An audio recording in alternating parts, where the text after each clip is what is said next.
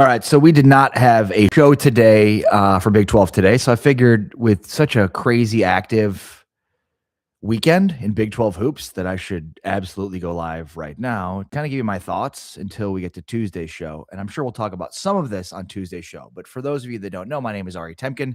You can catch me each and every weekday morning from 7 to 10 a.m. Central on Big 12 Today, which you can stream on TuneIn.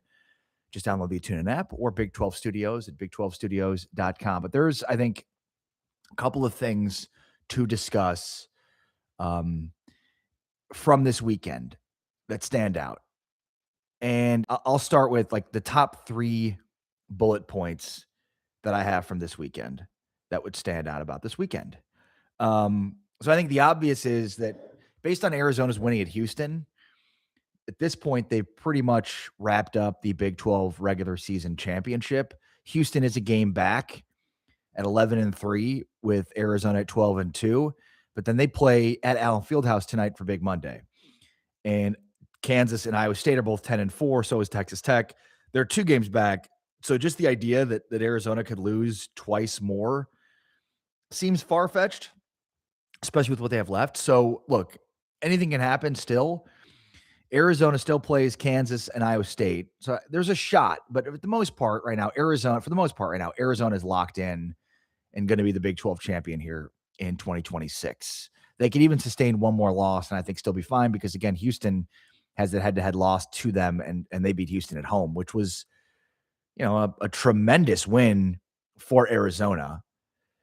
And, of course, if you're joining us here, make sure to give this stream a like, thumbs up, and also make sure to jump into the comments. And ask your questions in the comment. Feel free to do that. My reaction to Arizona and Houston. Arizona 73, Houston 66. So I said last week that Houston was the team to beat in the Big 12. And after losing 2 straight, it looked like Arizona was, sort of dying a little bit on the vine. Well, what do? They go into Houston and win and probably get the win of the season by winning at Houston. Texas Tech previously had the win of the season winning at Arizona, and I think Arizona going into Houston and getting that win because we know how difficult road wins are in the Big 12. Anthony Del Orso, where's he been all year? He been so quiet. He erupted for 22 points in this game, 8 of 14 shooting. Arizona walked in Houston and handed the Cougars their first home loss of the season. And really, this is a team that rarely loses at home. They controlled the game for most of the afternoon, being physical, attacking the paint. That's ultimately like Houston out-rebounded Arizona by 2, but Arizona scored 38 points in the paint compared to Houston's 20, and then also turned Houston over and turned those into 16 points.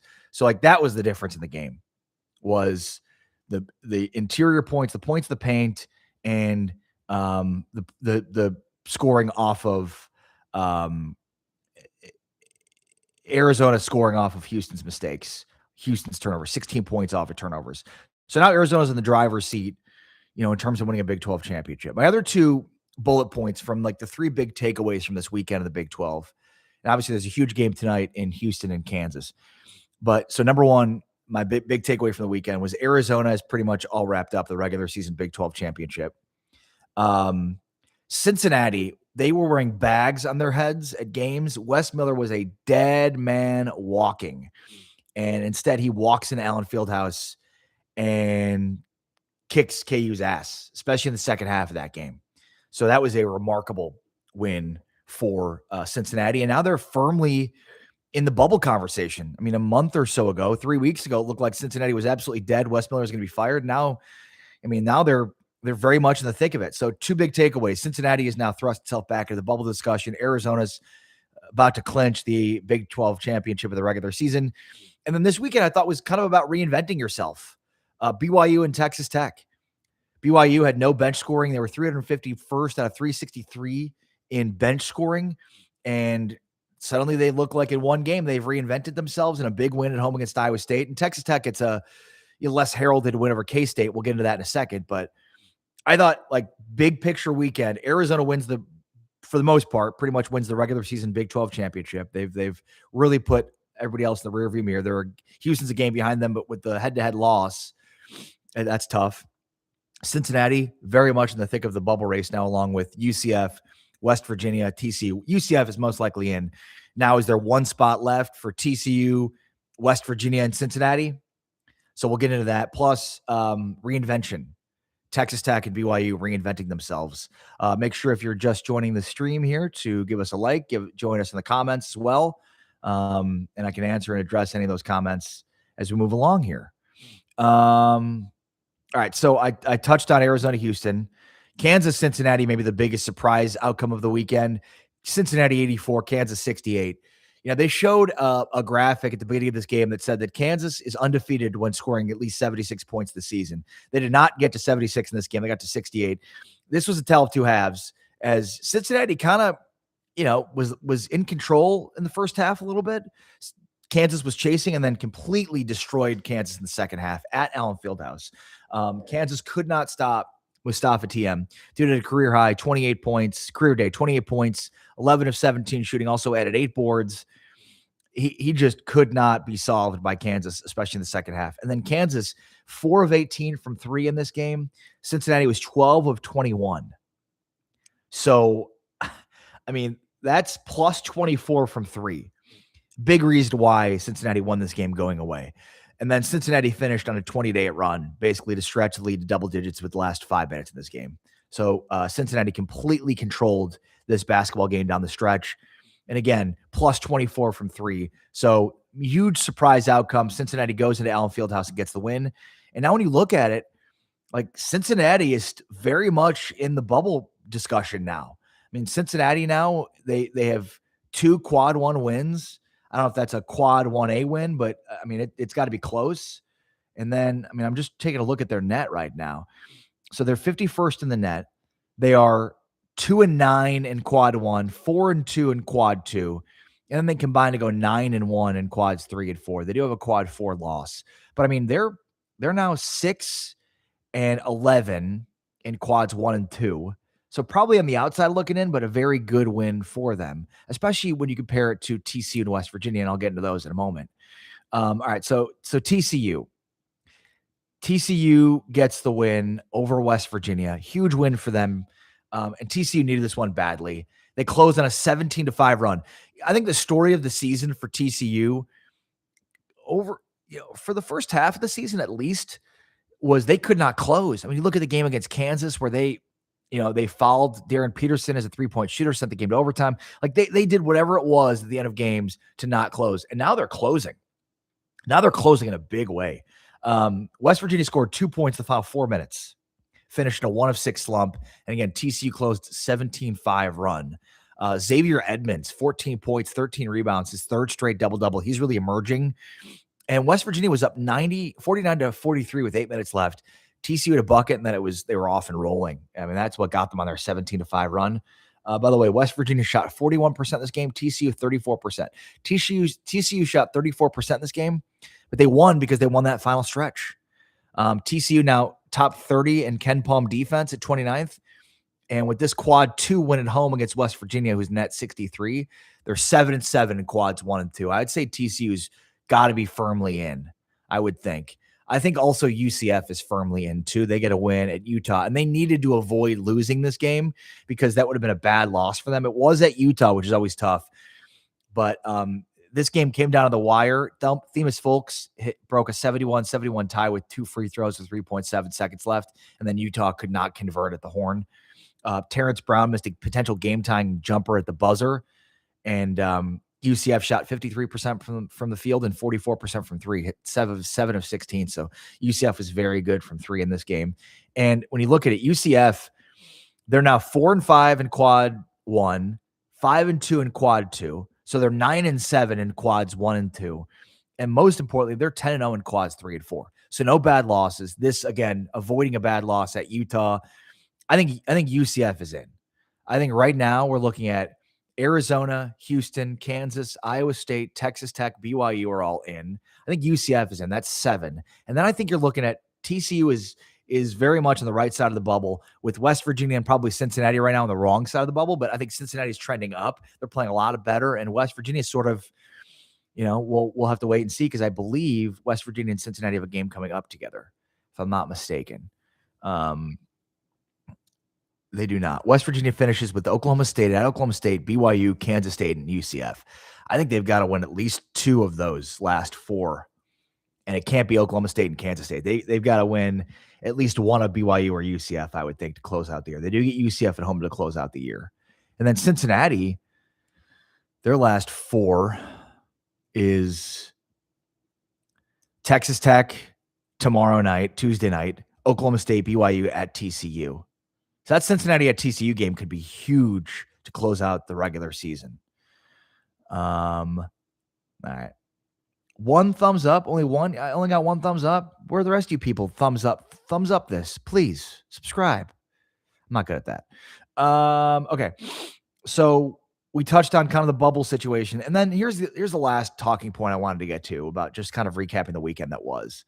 And then I will give a quick preview of Houston, Kansas tonight and what it means. So, coming into this weekend, BYU and Texas Tech, 2 teams that I think, needed to reinvent themselves with the losses. BYU losing Richie Saunders. They had not a lot of great bench scoring. They needed to figure out ways to get scoring beyond just AJ DeBonsa and Rob Wright. I think Texas Tech, without JT Toppin, it's like, okay, can they get their guards to overcome that because Toppin's such a beast inside? And then do they have the pieces inside to take care of it? So let's start with BYU, Iowa State. Huge win for BYU. This is a signature win for BYU. It's their first quad 1A victory for the season. They're now 2-6 against AP top 25 opponents, but it's the first win for BYU over an AP top 10 team at home since they beat Gonzaga in 2020 when they were number 2. This was as good as anything we've seen from AJ DeBonsa. He scored 29 points, but 10 rebounds, 9 assists, played outstanding defense. When we talk about Darren Peterson, like he's supposed to be the guy that is a great scorer, great distributor, can get inside, can score outside. But I mean, basically a near triple-double for AJ plus great defense against an elite team like Iowa State. I know this was at home, but still that was as good as we've seen all year from AJ DeBonsa. And I think just based on his ability to become a distributor, the way that he played on defense in this game, like he's starting to creep on Darren Peterson right now to me in terms of the number 1 overall pick. And I think the biggest takeaway is in terms of reinvention for BYU, aside from the DeBonsa thing, is that their bench got very involved. Kennard Davis had 17 points. He was the second leading scorer for BYU in this game. Boscovich, Keba Keita, even Boop, they all combined to score 44 points and 25 rebounds. It was basically BYU's highest non-Big 3 scoring output in a single game since early December when they played UC Riverside. So, when it looked like everything was going to go south for BYU and the season was going to be over simply because of the injury to Richie Saunders, it's weird because it's almost as if like those guys weren't needed all year. And so they didn't have good bench scoring and couldn't get contributions. And now that they're needed, it's like there's a greater emphasis on them and they're coming through, at least, and they did in this game. And that's a huge game for them to do it in against Iowa State. 7 of the Cougars' final 8 made field goals in this game in the second half came from the group that includes Kennard Davis, Boscovich, Keita, and Boop. So like that's huge. Boop also 5 points, but 10 rebounds, 9 in the first half alone. And then, I mean, he also had a 70.4 defensive rating. Basically, I mean, that is just an elite level. So I think like we need a few games to see if this is a trend, but if this is sustainable for BYU, if they can get consistent contributions from Boscovich and from Boop and from Keita and Kennard Davis like this, then they're going to be in really good shape the rest of this year. And though they're going to miss Richie Saunders, it's going to replace some of the production that they had from Saunders across the board. Kennard Davis is huge in that. They're not going to one-to-one replace that production, but I thought this was a weekend of reinventing yourself. And BYU, I think, had the best showing of reinventing itself. Impressive showing for them. And then Texas Tech. So with Tech, it's Kansas State, right? So it was 100-72 is the final score here. And they just had an avalanche on K-State. But to me, it's Donovan Atwell scored 26, had 6 threes. Christian Anderson, 21 and 9 assists. Lawan Watts had 19 points. And then Luke Bamboye, 12, 6, and 3. So like, if you get those 3 guys, Atwell, Watts, and Bamboye to be consistent in what they're doing, in some ways you're replacing Toppin's production. Because Bamboye, the 12 and 6 with 3 blocks, Like, that's huge. And now he should be as fresh as possible because he hasn't played all year. So that's just a huge development there. It's against K-State. I put a little bit more stock into what BYU did in terms of like a secondary contingency plan without Richie Saunders because they played Iowa State. But it's the Texas Tech beat up on K-State, which you expect. It was the way that they did it, though. If they can consistently get Atwell, Anderson, and Lawan Watts to be kind of their big three at the guard position, knock down threes, and then get Bamboye to contribute some inside and block shots and be a rim protector, they're going to be in very, very good shape this year. All right, that's my recap from the weekend that was. All right, laughing 55. But what if Arizona loses to KU and Iowa State at home? I know it's unlikely, but that would change things considerably, especially if KU beats Houston tonight at home. We can dream. Rock chalk. Yeah, look, yes. The thing that I keep going back to is how many losses is the Big 12 champion going to have? Is it 4? Because that's currently where Iowa State and Kansas are. And are we expecting that, like, Texas Tech's also there too? Like, are we expecting Kansas to keep winning? I mean, it'd be nice if they did, but like with the way they played the other day on Saturday. Now, look, I expect them to play really good tonight. I expect Kansas to get a win tonight because that's just what you expect when you lay an egg on Saturday. And that was what happened last week. They laid an egg Saturday against Iowa State. Now that was on the road and then came back during the week and played better. However, Houston has not lost 3 straight in a long time, and Houston's looking to avoid 3 straight losses. So I expect Kansas to play a lot better than they did on Saturday against Cincinnati. It was a bad showing, and it feels like they just overlooked them. But it's also hard to believe that in their last 4, they're going to end with a 4-game winning streak. So that's the only reason why I say that thing about Arizona. Like, Arizona's pretty much wrapped this thing up. Now, things can happen and things can change, and it's not 100% done, right? There's still 4 games left, but still, it seems unlikely the Big 12 champion will have more than 3 losses, in my opinion. And even in that case, 3 losses, now you're talking about competing with Houston, which they lost to head-to-head. Arizona did. Or Arizona won't beat Houston head-to-head. All right, Houston, Kansas tonight.